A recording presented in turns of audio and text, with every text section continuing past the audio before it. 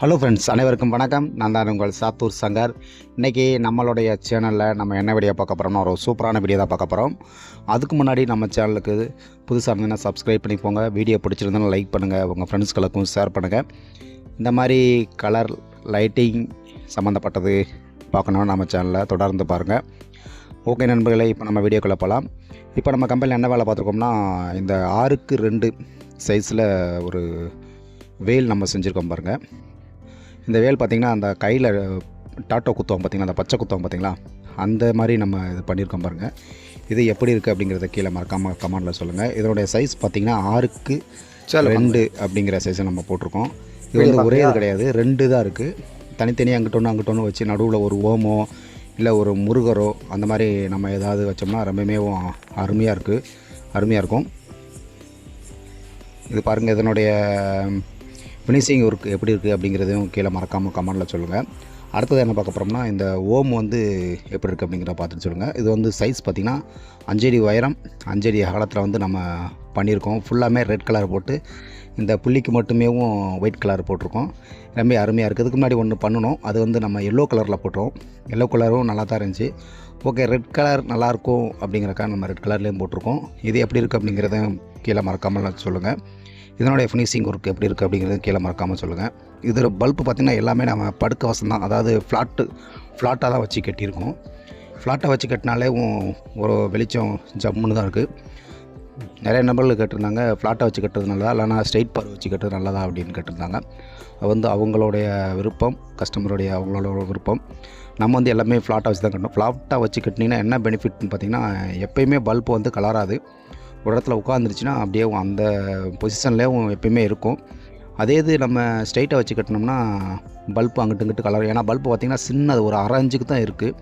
அதை நம்ம ஸ்ட்ரைட்டாக வச்சு கட்டும்போது அங்கிட்டு ஆடும். அது மட்டும் இல்லாமல் பின்னாடி வயரு ஒன்று போல் ப்ளீஸிங் வராது, அங்கிட்டு ஆடும்.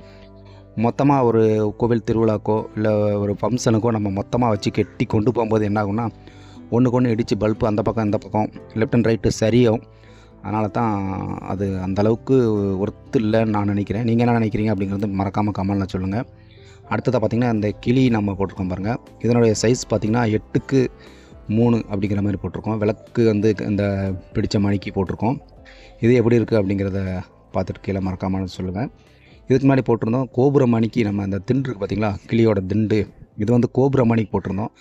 இதில் பார்த்திங்கன்னா சரி மாற்றி பண்ணலாம் அப்படிங்கிறதுக்காக நம்ம வந்து என்ன பண்ணியிருக்கோம்னா, பூஞ்சாடி மாதிரி நம்ம போட்டிருக்கோம். ஒவ்வொரு வாய்ட்டும் வெரைட்டியாக பண்ணணும் இல்லையா, ஒரே மாதிரி தட்டி பண்ணோம்னா அது வந்து நல்லா இருக்காது. அதுக்காக தான் நம்ம சரி ஒவ்வொரு வாட்டி வெரைட்டியாக பண்ணணும் அப்படிங்கிறதுக்காக இது வந்து நம்ம மாற்றி பண்ணியிருக்கோம். ஒரு கிளிக்கு மேலே வந்து லேசாக அந்த பூ இருக்கிற மாதிரி இருக்கும், இன்னொரு கிளிக்கு வந்து பூ இல்லாத மாதிரி இருக்கும்.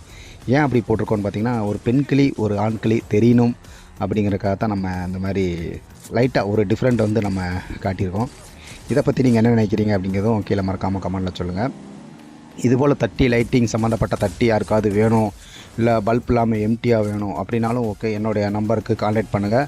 சிறந்த முறையில் சிறப்பான வீட்டில் செஞ்சு கொடுக்கலாம். நிறைய நண்பர்கள் வந்து கால் பண்ணுறோம் ஆனால் ஃபோன் எடுக்க மாட்டேங்கிறீங்க அப்படிங்கிற மாதிரி சொல்லியிருந்தீங்க. கொஞ்சம் ஒர்க்கு கொஞ்சம் பிஸியாக இருக்கிறதால கொஞ்சம் கால் அட்டன் பண்ண முடியாமல் இருக்குது. ஆனால் அது மேக்ஸிமம் எல்லா காலுமே அட்டன் பண்ணிக்கிட்டு தான் இருக்கேன். ஏதாவது 1-2 கால் வேணால் எடுக்காமல் இருக்கலாம்.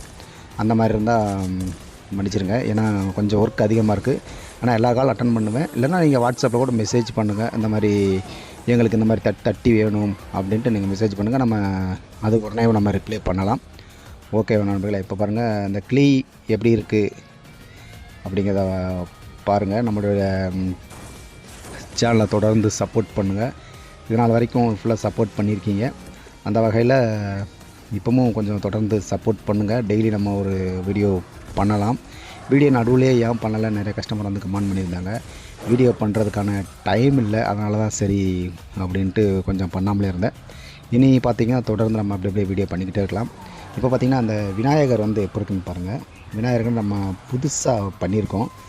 ஆல்ரெடி நிறையா விநாயகர்கள் பண்ணியிருக்கோம். ஆனால் இந்த மாதிரி விநாயகர் கொஞ்சம் வெரைட்டியாக பண்ணணும் அப்படிங்கிறதுக்காக ஆல்ரெடி நான் சொல்லியிருக்கேன் பார்த்திங்களா, எப்போயுமே நம்ம ஒரே மாதிரிக்கே பண்ணக்கூடாது. கொஞ்சம் வெரைட்டியாக டிசைன்கள் கொஞ்சம் கொடுத்தா தான் நண்பர்களுக்கு பிடிக்கும். அதனால தான் சரி கொஞ்சம் வெரைட்டியாக பண்ணலாம் அப்படிங்கிறக்க அந்த விநாயகர் வந்து நம்ம போட்டிருக்கோம். இந்த விநாயகர் பார்த்தோன்னா ஆல்ரெடி நம்ம எம்டி ஒரு 2 பீஸ் வந்து கர்நாடகா கேஜிஎஃப்புக்கு வந்து நம்ம டெலிவரி பண்ணியிருக்கோம்.